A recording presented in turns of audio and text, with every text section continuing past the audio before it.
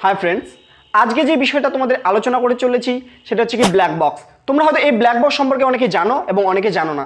কি এই black box, কোথায় লাগানো থাকে, এর কাজ কি, এর কালার কি, সমস্ত কিছু তথ্য একটি ভিডিওর মাধ্যমে খুব সুন্দরভাবে বোঝানোর চেষ্টা করব। শুধুমাত্র একটাই রিকোয়েস্ট যে শুরু থেকে শেষ অবধি ভিডিওটা অবশ্যই কন্টিনিউ দেখতে থাকো।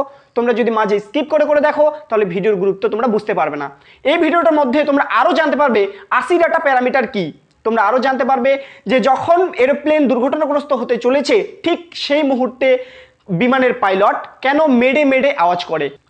তো তোমরা এখনো যদি চ্যানেলটা সাবস্ক্রাইব করে না থাকো অবশ্যই চ্যানেলটা সাবস্ক্রাইব করে অল নোটিফিকেশন অন করে রাখো, যাতে এই সমস্ত তথ্য বা এই সমস্ত ভিডিও সবার আগে তোমরা পেয়ে যাও। আর বন্ধুদের মাঝে প্রচুর পরিমাণে শেয়ার করো, তারাও যাতে এই সমস্ত তথ্য সবার আগে জানতে পারে। তো বেশি কথা বাড়াবো না, সরাসরি মেন আলোচনা চলে যাবো। তার আগে আমি গোবিন্দ বৈশ্য, আর তোমরা দেখছো তোমাদের প্রিয় YouTube channel Bengali top study. এই আজকের বিষয়টা তোমাদের কয়েকটি কোশ্চেনের মাধ্যমে আলোচনা করেছি যাতে তোমাদের বোঝার সুবিধা হয়। প্রথমে কোশ্চেনটা আমরা রেখেছি ব্ল্যাক বক্স কি। ব্ল্যাক বক্স হচ্ছে একটা মেশিন, যেটা হচ্ছে রেকর্ডার। এই রেকর্ডার গোটা বিমানের মধ্যে যে সমস্ত কিছু তথ্য রেকর্ড করে রাখে। দেখো, যদি একটি বিমান অ্যাক্সিডেন্ট বা বিমান যদি দুর্ঘটনাগ্রস্ত হয় তাহলে সেই বিমান দুর্ঘটনার জন্য দুইজন লোকের দায়ী থাকে। কে? এক, প্রথমত পাইলটের ভুলের জন্য বিমান দুর্ঘটনা হতে পারে। দ্বিতীয়ত বিমানের টেকনিক্যাল কোনো খারাপের জন্য বিমান দুর্ঘটনা হতে পারে। তো এই যে বিমানের দুর্ঘটনার জন্য কে দায়ী, পাইলট নাকি বিমানের টেকনিক্যাল প্রবলেম, এই সমস্ত তথ্য তখন জানা যাবে যখন বিমানের মধ্যে কোনো লোক বেঁচে থাকবে বা পাইলট বেঁচে থাকবে, তখন কিন্তু এই সমস্ত তথ্য জানা সম্ভব। আর এই তথ্যগুলি যদি না জানা যায় যে বিমানের কি ভুল ছিল, তাহলে কিন্তু পরবর্তীতে আমরা শুধরাতে পারবো না, বা সেই ভুল কিন্তু বারবার হতেই থাকতে পারে। তো সেই জন্য যে প্লেন এজেন্সি বা প্লেন যারা এজেন্সি রয়েছে তারা কি করে, বিমানের মধ্যে ছোট্ট একটি মেশিন কোথায় লাগানো থাকে, বিমানের শেষ ভাগে লাগানো থাকে। এই মেশিনের কাজ কি?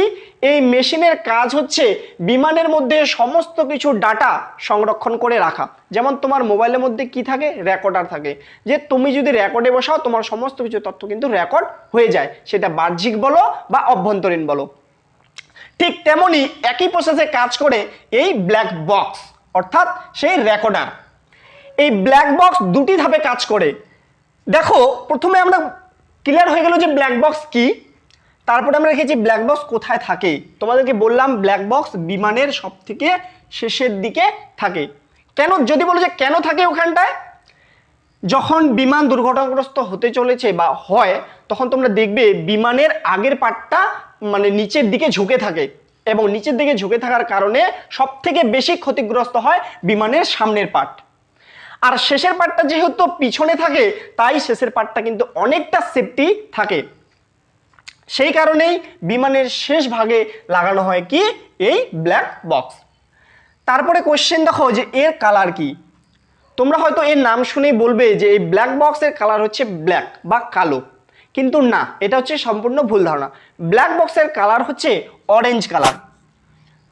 একটু ভালো করে চিন্তা করো যে যখন দেখবে যে বিমান অ্যাক্সিডেন্ট বা বিমান যখন দুর্ঘটনা হওয়ার পর তখন সব কিছু সেখানে পুড়ে ছাই হয়ে যায়, এবং পুড়ে ছাই হয়ে যাওয়ার সঙ্গে সঙ্গে সব কিছু কালো হয়ে যায়। তাহলে সেখানে কি এই মেশিনকে খোঁজা সম্ভব না। কেন খোঁজা সম্ভব না? কারণ সমস্ত কিছু পুড়ে ছাই হয়ে তাদের রং পরিবর্তন হয়ে কালোয় পরিবর্তন হয়ে যায়, আর এটারও যদি রং কালো করা হয় তাহলে কিন্তু খুঁজে পাওয়া অনেকটা কঠিন হয়ে যাবে। তার জন্য বিমান এজেন্সি বা যারা বিজ্ঞানী রয়েছে তারা এই জিনিসটা এই যে ব্ল্যাক বক্সের কালার রাখা হয়েছে কিসে, অরেঞ্জ কালার করা হয়েছে, যাতে কালোর মাঝে এটাকে খুব তাড়াতাড়ি খুঁজে পাওয়া যায়। নেক্সট কোয়েশ্চেন, যে এই ব্ল্যাক বক্সের কাজ কি। তোমাদেরকে তো বলেছি যে ব্ল্যাক বক্সের কাজ হচ্ছে যে বিমানের মধ্যে সমস্ত কিছু তথ্যকে ক্যাপচার করা, সমস্ত কিছু রেকর্ড করে রাখা, যার মাধ্যমে পরবর্তীতে আমরা দুর্ঘটনাগ্রস্ত বিমানের আমরা কি যে তার ভুল কোথায় ভুল ছিল, কি ভুলের জন্য সেটা অ্যাক্সিডেন্ট হয়েছে, সেই ভুল আমরা জানতে পারি, যাতে পরবর্তীতে সেই ভুল আমরা আবার না করি। তো এই যে ব্ল্যাক বক্স, এই ব্ল্যাক বক্স দুটি ধাপে কাজ করে। কি? একটা হচ্ছে ককপিট ভয়েস রেকর্ডার, যেটাকে বলা হয় আমাদের CVR। ককপিট তোমাদের মনে এখন প্রশ্ন আসবে যে ককপিট আসলে কি, ককপিট আবার কি? ককপিট হচ্ছে সেই জায়গা যেখানে বিমানের পাইলট যেখানে পাইলট বসে গোটা বিমানকে মেনটেন করে, সেই জায়গাটার নাম হচ্ছে কি ককপিট, যেটাকে এক কথা বলা হয় কি কেবিন। এই ককপিট ভয়েস রেকর্ডার এখানটায় বিমানের শুধু ককপিটের মধ্যে কি রেকর্ড করে, বিমানের যে দুই পাইলটের মধ্যে কি কথা হয়েছে, বিমানের টেকনিক্যাল কি প্রবলেম রয়েছে, সমস্ত কিছু তথ্য এখানটায় কে রেকর্ড করে রাখে, এই ব্ল্যাক বক্স রেকর্ড করে রাখে।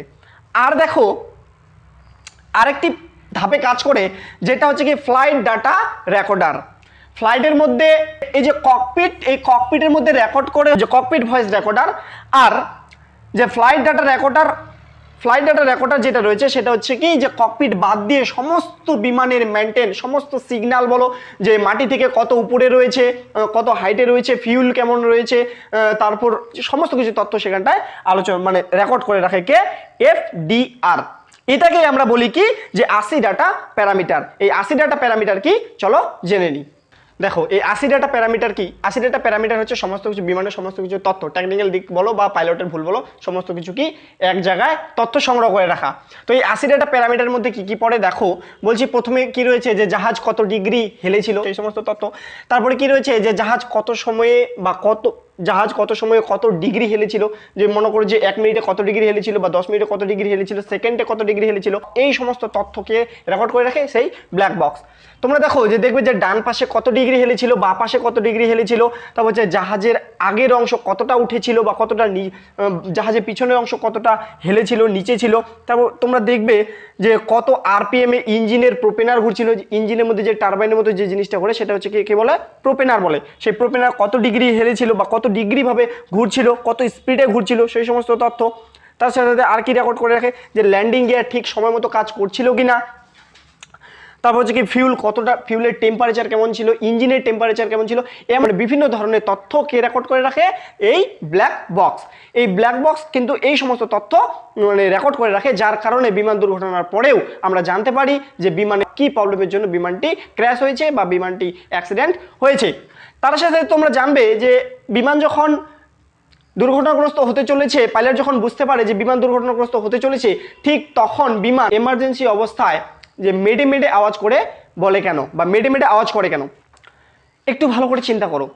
পার্শ্ববর্তী এয়ারপোর্টে যখন সিগন্যাল পাঠাবে পাইলট যে তার বিমানটি দুর্ঘটনা হতে চলেছে, ঠিক তখন পাইলট যদি হেল্প বলে, তাহলে কিন্তু যে পার্শ্ববর্তী এয়ারপোর্টের যে মেইনটেনার থাকে সে কিন্তু যদি উল্টাপাল্টা বা সে যদি অন্য কিছু শুনতে পায়, তাহলে তার একটু ভুলের জন্য কিন্তু অনেকটা আরও বেশি দুর্ঘটনা হতে পারে।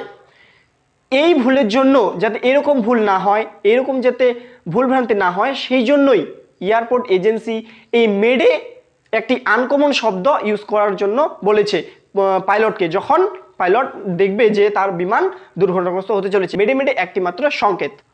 তো আশা করি তোমরা ব্ল্যাক বক্স সম্পর্কে সমস্ত কিছু তথ্য বুঝতে পেরেছো। ভিডিওটি যদি তোমাদের ভালো লেগে থাকে তাহলে অবশ্যই ভিডিওতে একটি লাইক দিয়ে চ্যানেলটি সাবস্ক্রাইব করে আমাদের পাশে থাকবে। তো দেখা হচ্ছে নেক্সট কোনো ভিডিওতে, ততক্ষণ ভালো থাকবে, সুস্থ থাকবে।